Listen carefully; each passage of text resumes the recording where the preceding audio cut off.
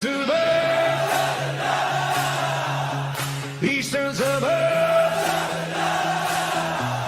red, white, and blue, we're flying high. Sydney Roosters reach the sky. Eastern suburbs.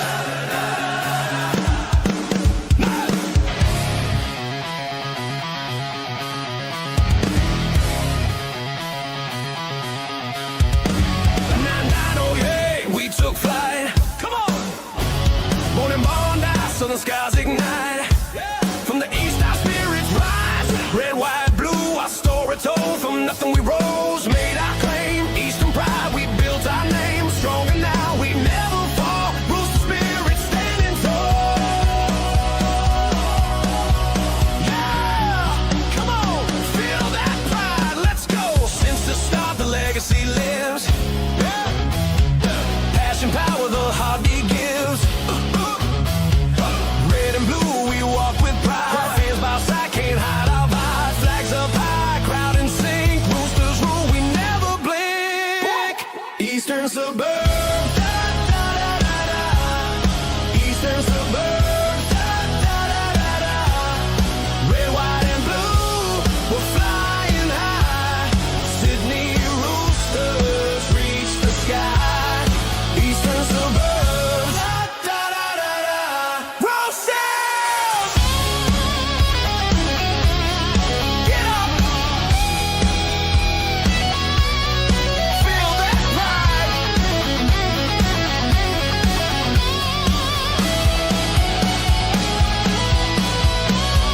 Grand on fire, glory set.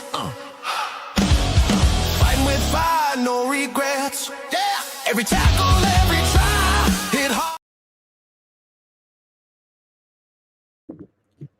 All right, we are good to go. What is up, ladies and gentlemen, and welcome back to the Sydney Roosters Diehards. There's Hainsey here, and we are back for another episode of your Sydney Roosters Diehards News Roundup Weekend Wrap-Up Edition, where we'll be going through over the latest Roosters news, updates, and opinions over the weekend as was.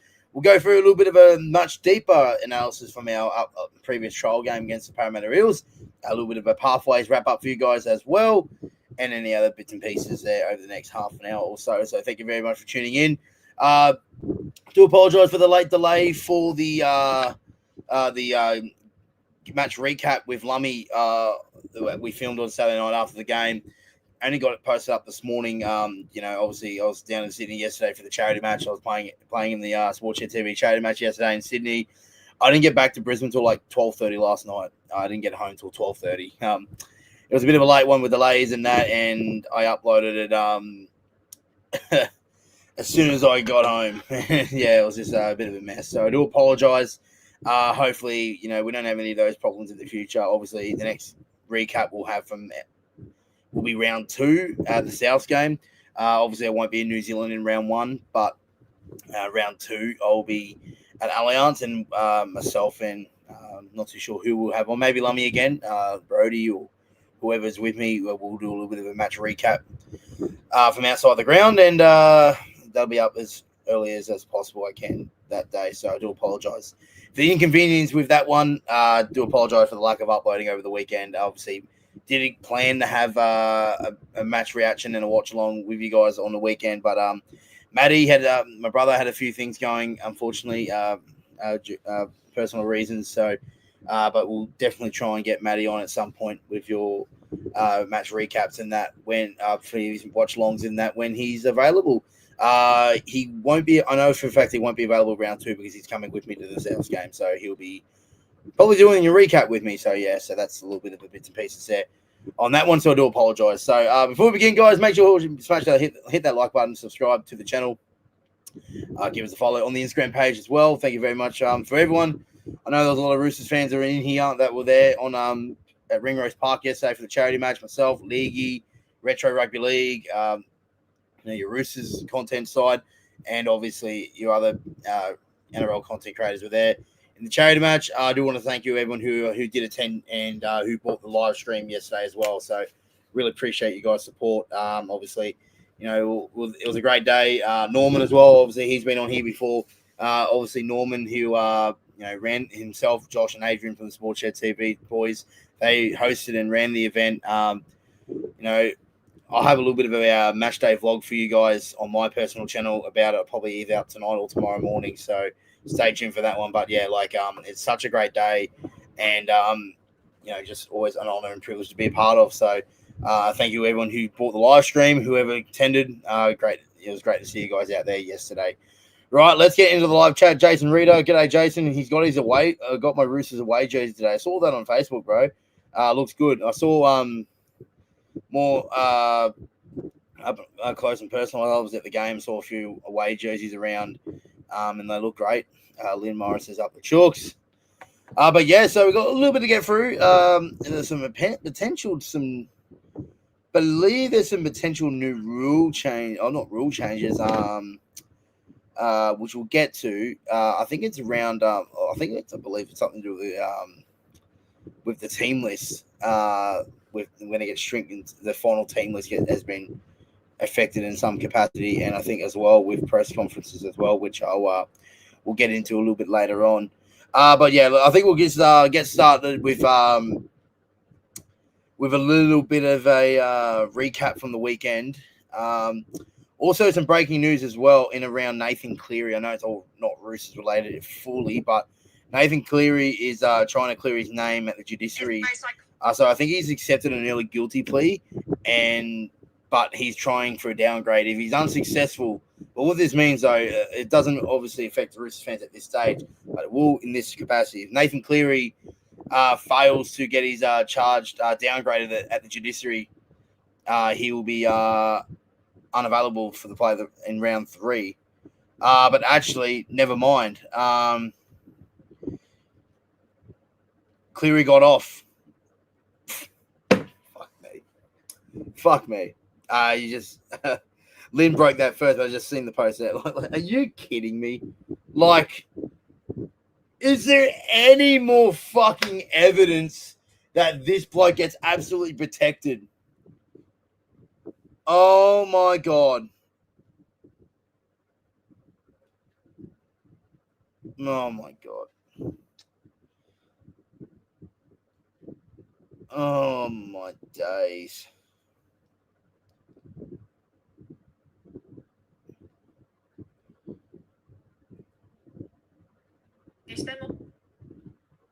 What a joke.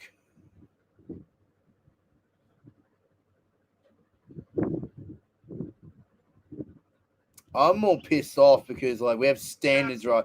So, okay, I'll say this clear as day. I get it. It's a season opener. I get all that. And like I said, I'm a fan of players getting, I'm not a fan of players getting suspended for something in a trial game, right? But where's this, where is the level ground here? If I guarantee you, if that was either any Roosters player, in particular Victor Radley, he gets off. He gets more weeks. They basically just target, the repeat offenders. Yet Nathan Cleary come flying out the line, shoulder contact to the head to Makasini, and yet gets a grade 1. Come on, lads, come on. No, they've got that wrong. Oh dear. I think that's what they probably contested. To be fair, Lynn, I'm pretty sure I'm guessing what they've done. If they've gone with that evidence, is he wasn't knocked out, he wasn't concussed, he continued to play it. I'm more pissed off because we don't get that luxury at the judiciary. We never do. If that was any one of our players, in particular Victor Radley, that doesn't happen.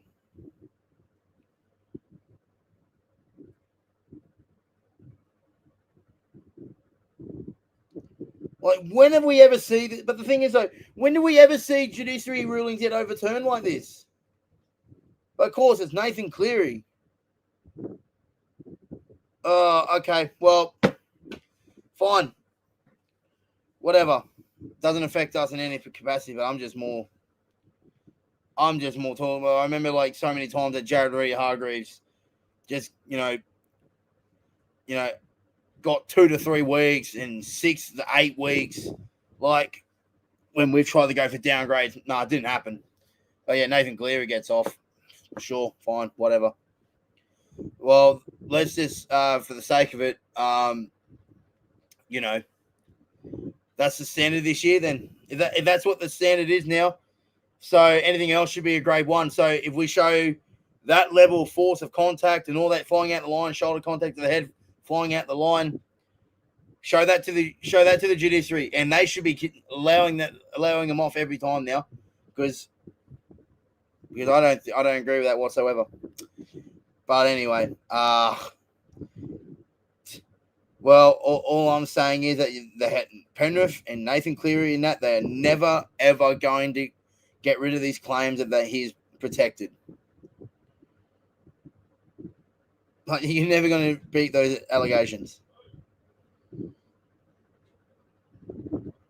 So yeah, Cleary free to play round 1. Well, I was about to say, though, if he was unsuccessful, he's out for the Roosters game in round 3, but now obviously he's playing round 1, so that doesn't reflect us anymore. But yeah, I'm just pissed off with the fact that, I just knew he was going to get off because it's Nathan Cleary. Like, God's sake. Anyway, Rins should have been last year. Yeah, like, they just get it wrong, man. They just, yeah, the judiciary is such a joke. It really is at times. It really is. Anyway, let's move on. Move on to the game on the weekend. Obviously, it was great to be back in the stands on Saturday night. The Roosters in Gosford. I was with Lummy. It was a great day. Unfortunately, the Roosters didn't get the job done. But like I said, the result isn't all the be all and end all for me. But yeah, it was just great. I was just grateful to be back in the stands again. Obviously, it's a bit of a long layoff between September and obviously late February. So it's a bit of a long time, but not too long, but it has been a bit of a while. But yeah, it was obviously great to be back in the stands watching the boys. We'll go through a little bit of a deep recap. Obviously, we had a little match recap with Lummy outside the venue on the weekend and had a little bit of a quick summary of the game. But we'll go through a little bit of a more deeper dive.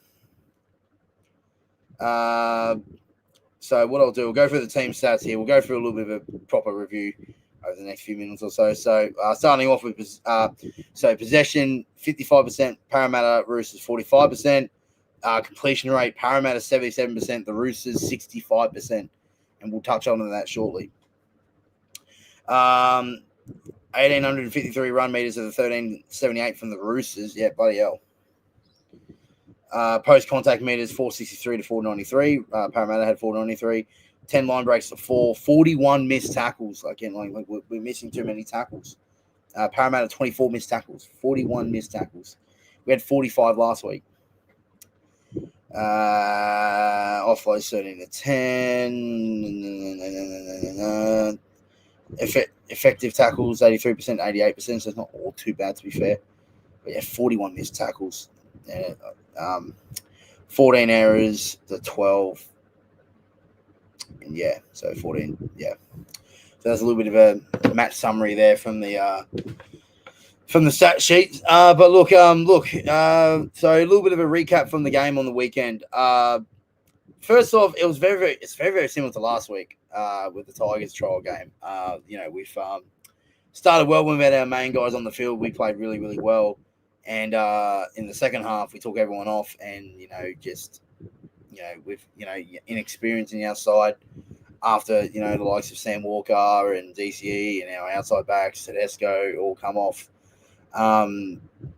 lack that maturity in the first grade capacity, and you kind of expected that as well. But having a completion rate of 65%, make it 14 errors, and it's just not good enough. I get it, right. Benefit of the doubt, right? It's a trial game. It's your first hit out of the season, right? It was wet weather 42. Like, obviously, if you guys were at the game, you didn't see the game or whatever happened. We scored in the opening 5 minutes of the game through Lindsay Collins, right? And then the game got stopped due to lightning in the area. So there was like a 45 to an hour delay from the restart. And I thought we were a little bit slow to get going after the restart. We fell behind. Sam Walker doing Sam Walker things. He was out. He was unreal on Saturday. I think with most of our main guys on the field, we led 22-12. Thought our forwards were great. Like, they rotated really, really well. Lindsay had a great game. The Fahu wide, Blake Steep.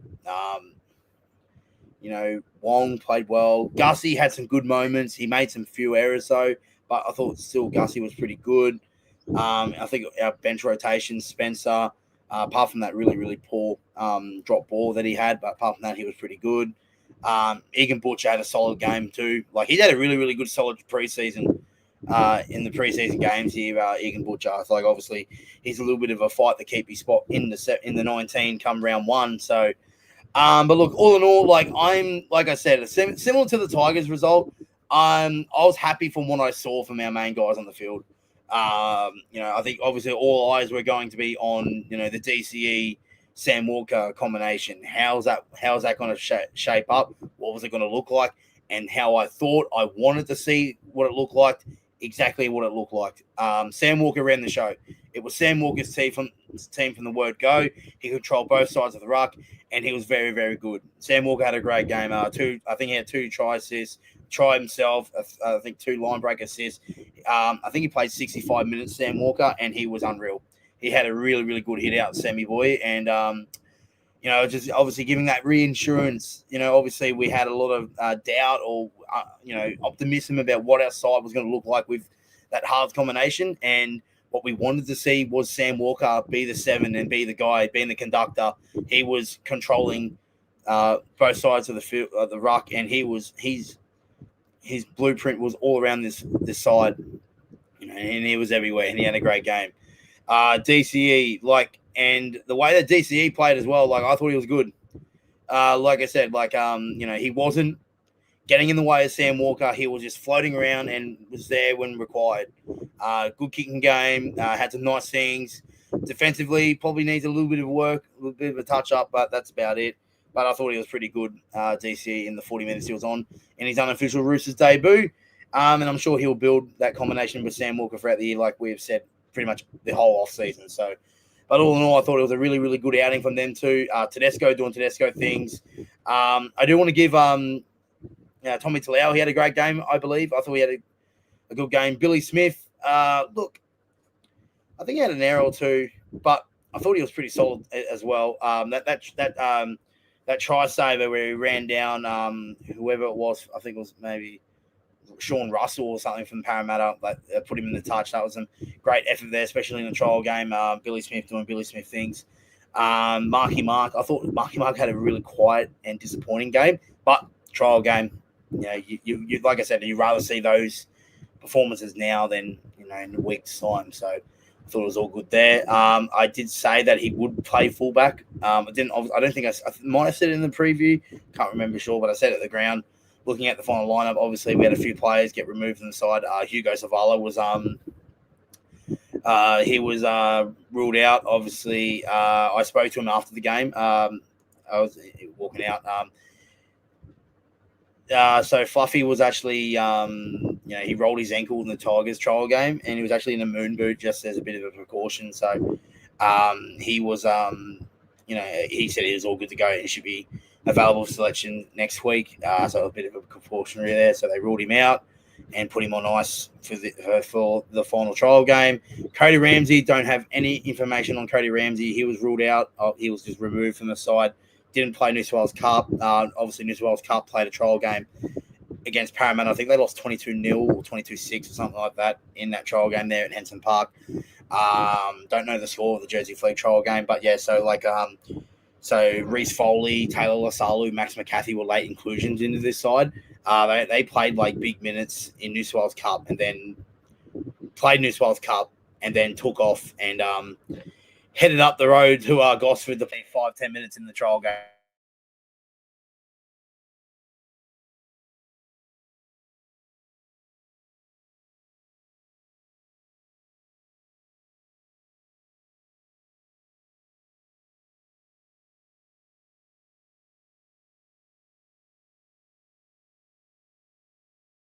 Sorry about that. My mic just muted. I don't have any information about Cody Ramsey.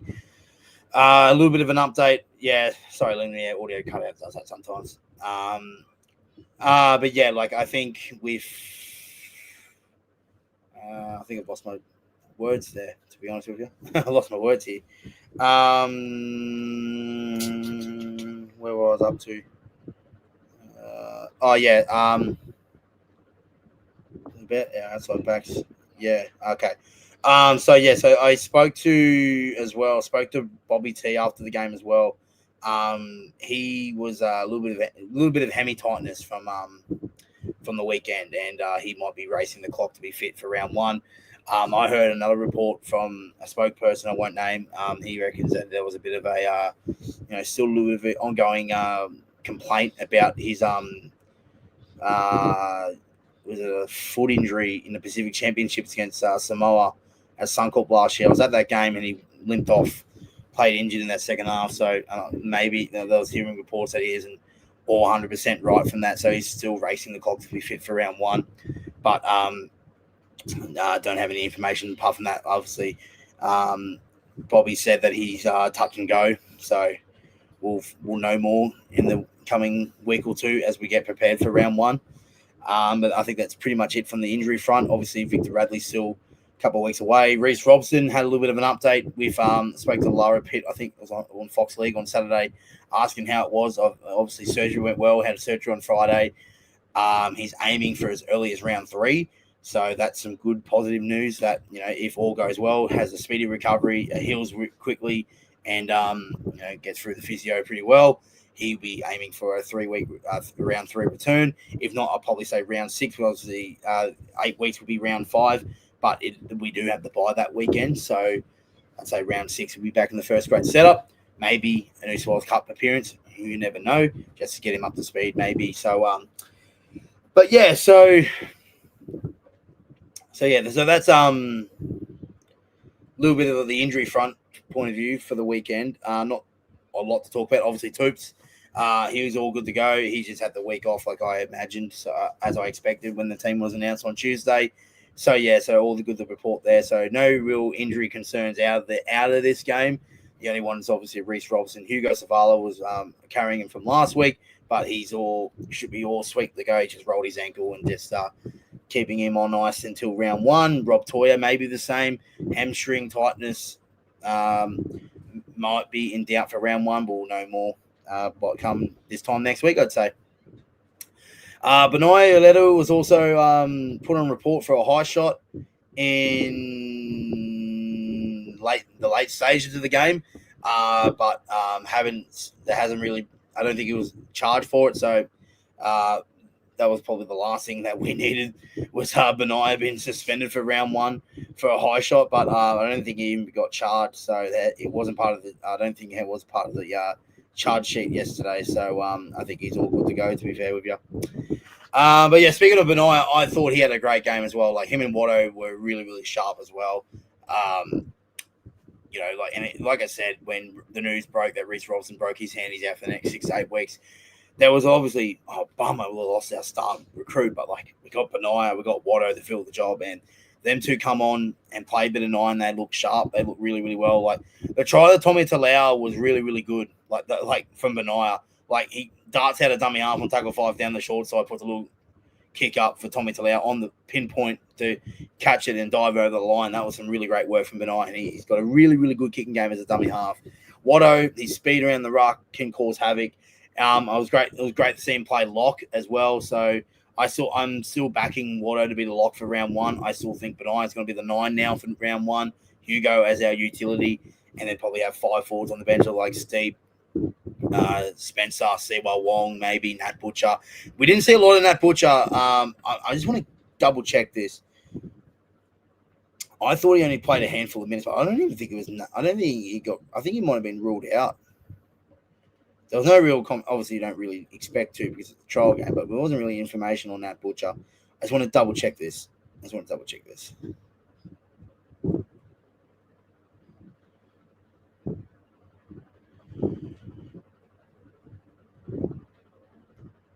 Yeah, no, he got ruled out late. Okay, yeah, that's what I thought.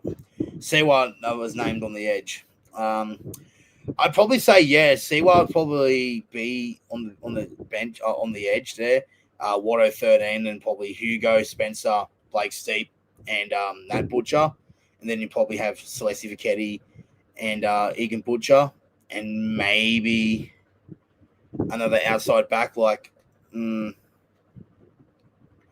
So we might have a more. Yeah. So I still have no idea what it might look like, but we're starting to get a little bit of a rough idea. Like me and Lummy said on Saturday, I think we're reading into a little bit too much, but that's just us as content creators. We're going to try and know our I guess it's trying to try to so trying to know create content of it, but so anyway, missed a game. I was at watched the highlights. Did DC do anything? Not a lot. He didn't do a lot, but that's what we sort of need, or expected. We don't need DC to do a lot. We don't need him to run the show. That's Sam Walker's job. That's his side. It's his team. He commands the side, and he dictates us around the park. DC is that support half of Sam Walker. Thought they combined well. DC had a great kicking game. In the time he was on, I thought he looked pretty good. And I'm sure that combination will build throughout the season. No, lads need to lift for DC's first game. They just need to lift in general. Obviously now we're about 11 days out from round one. So obviously the preseason done. It would have been nice to have a win or two in those games. But from what I saw when everyone was on the field, we were pretty solid. And like I said, I don't think there was any concerns whatsoever as from a Roosters point of view. But yeah, although, like I said, I've always been,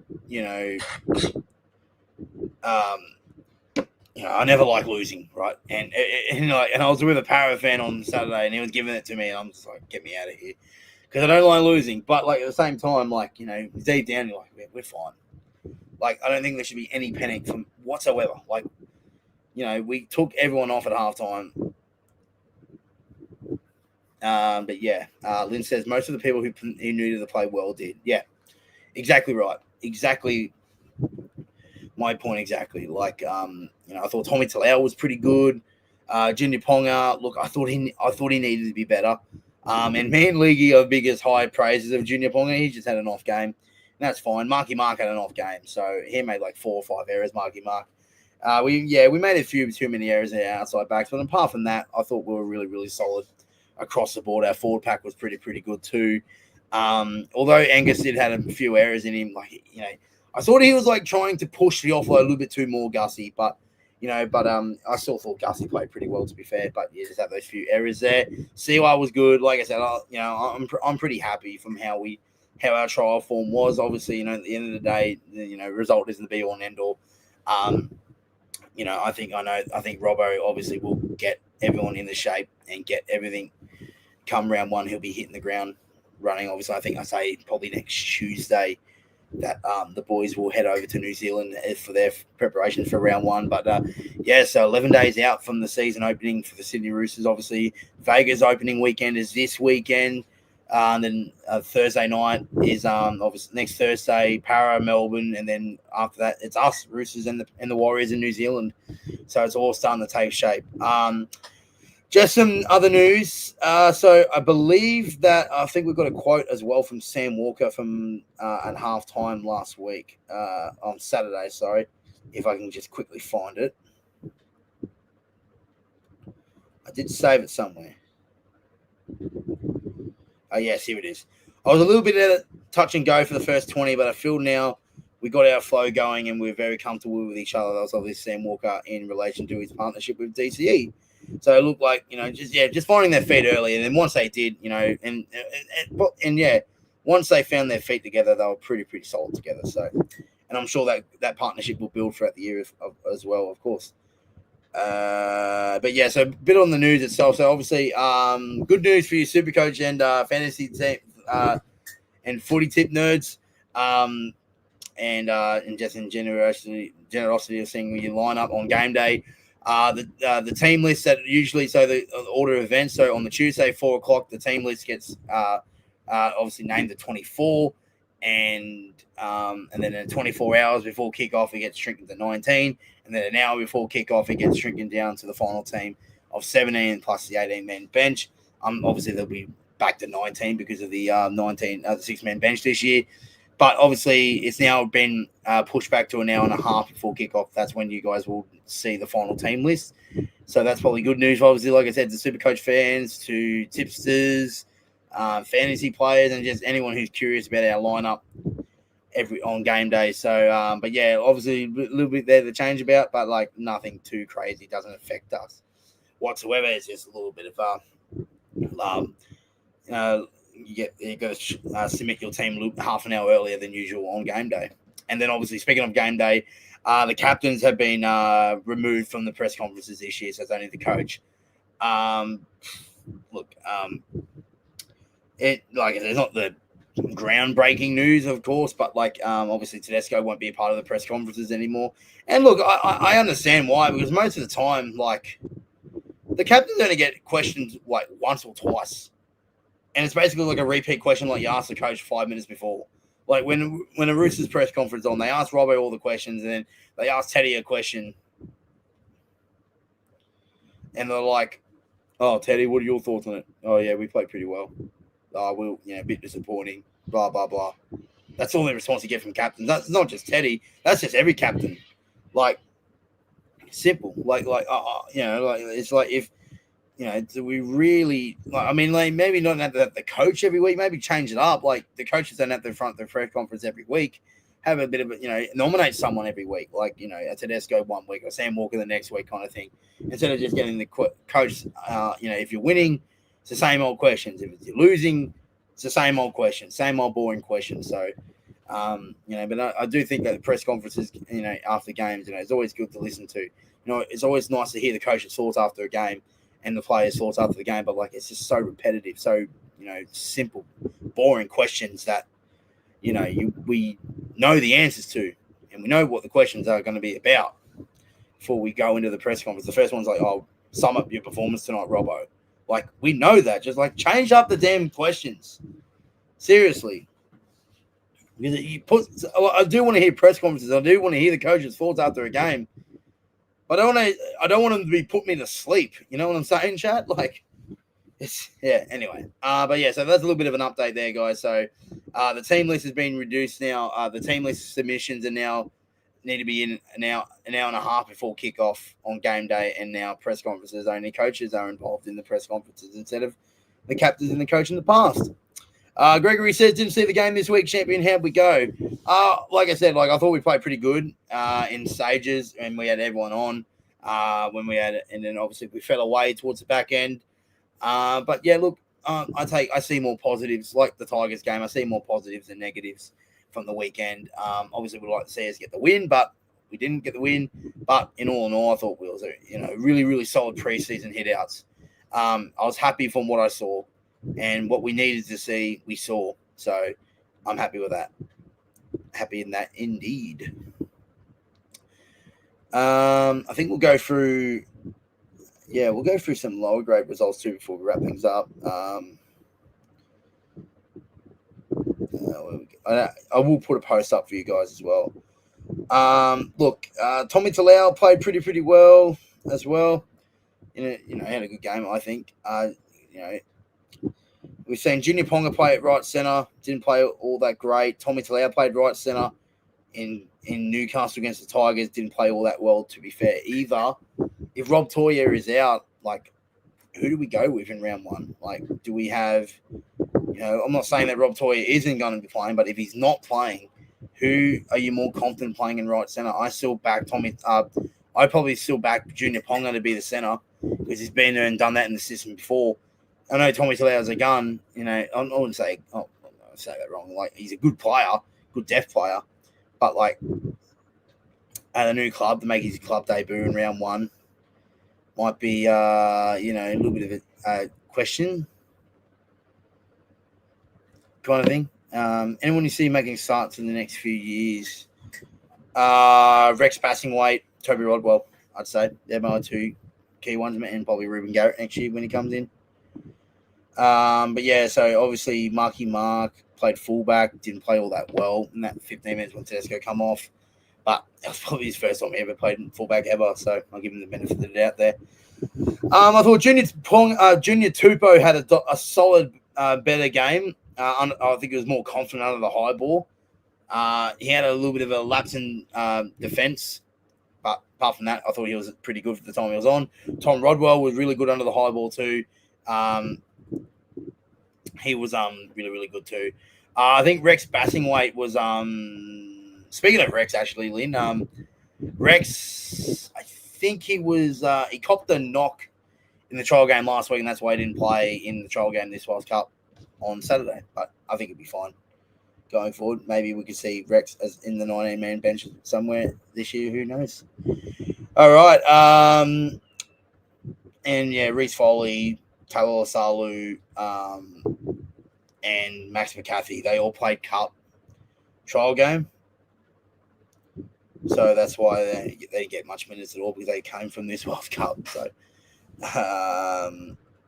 but yeah, so SG Ball result, lower grade. So we'll start off with SG Ball. The Central Coast Roosters lost 44-30. They were leading 30-28, down 26-0, something like that, and they made it a bit of a comeback there.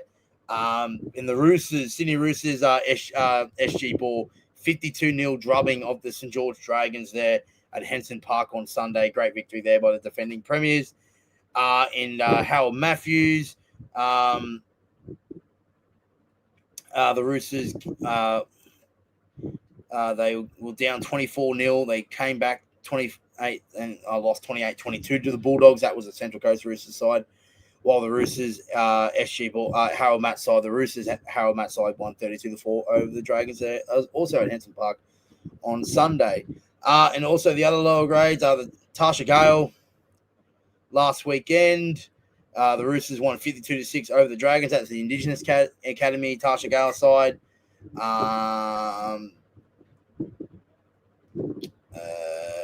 Lisa Finau, that competition. Central Coast Roosters 36-6 over St. George at Woi Woi Oval on Saturday. Laurie Daly Cup. The Roosters beat the North Coast Bulldogs in Port Macquarie. No, it was a draw. So it was a draw. It's a draw. Both the teams are even. But yeah, the North Coast Bulldogs drew with the Central Coast Roosters in the Laurie Daly Cup. 30 points all. Great game there, looks like. And Andrew Johns Cup, which is the lower grade, North Coast Bulldogs beat the Central Coast Roosters 34-20. So, and the finishing things up, we'll go with a little bit of a ladder to finish things up, just to give you guys a little bit of a indication on how the teams are doing. I believe both grand finals and SG Ball, Roosters and Parramatta put 50 points on their opponents over the weekend, so that's a bit of a crazy stat there. So SG Ball ladder for you guys. We'll just do the lower grade, SG Ball and Howell Mats. I can't find the others.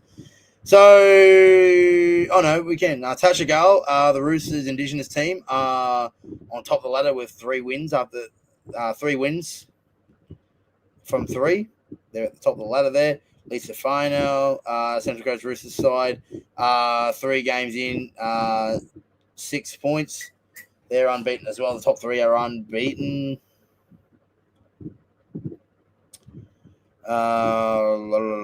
Harold Matthews. The Roosters, Harold Matthews side are in 4th place, coached by Paul Momorowski. They're 3 wins, 3 played, 2 wins, 1 loss. That was against the Panthers in round number 1. And the Central Coast Roosters side are in 13th with 1 win and 2 losses. And then the SG Ball, the Roosters are in 3rd place with 3 wins, 3 wins and near unbeaten and 3 wins. On top, equal top of the ladder with 5 teams: Manly, Souths, Storm, and Parramatta. Obviously, falling against separating them 2 there. And the Central Coast Roosters and their SG Ball are on the bottom of the table, winless so far, so a bit unlucky there so far. And they're in the new start there in SG Ball for the. They don't have the Laurie Daly in that. Yeah, okay. They don't have Laurie Daly in that and Ladders in there. So, but yeah. So that's obviously the junior wrap up for the weekend. I think that might do us, ladies and gentlemen. Rex Cook, he reminded of Walsh. Yeah, he's got a great future ahead of us. Good old Rex Bassing weight. But yeah, so I think that might just do us, ladies and gentlemen. Thank you everyone for tuning in. Appreciate it. I hope everyone enjoys the rest of your week. Not too sure what else we got planned this week. Obviously, we have a little bit.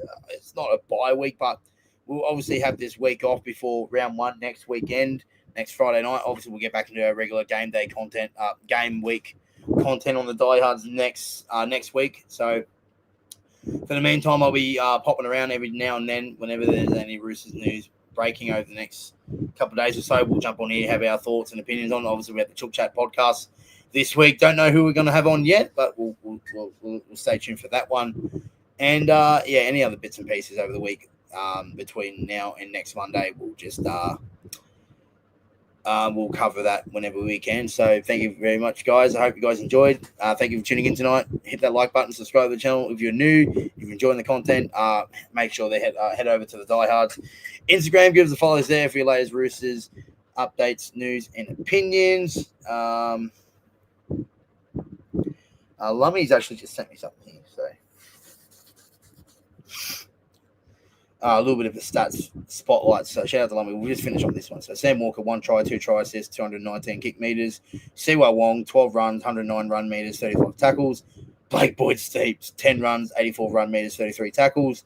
And Nafahu White, 10 runs, 101 run meters, 24 miss, and 24 tackles, 0 miss. Yeah, Siwa made 35 tackles. He was incredible. So there's a little bit of a player index there from the key guys there. So, yes, we might have to cover that on a Monday as well. All right, guys, thank you so much for watching. Hope you guys enjoyed. Like I said, smash that like button if you're new. If you're enjoying the content as well, make sure you hit that subscribe button as well. And follow the Diehards on the Instagram. Right, guys, enjoy the rest of your Monday. We'll see you guys in the next couple of days or so. Thanks for watching. Toodaloo. Goodbye for now. Up the Chooks.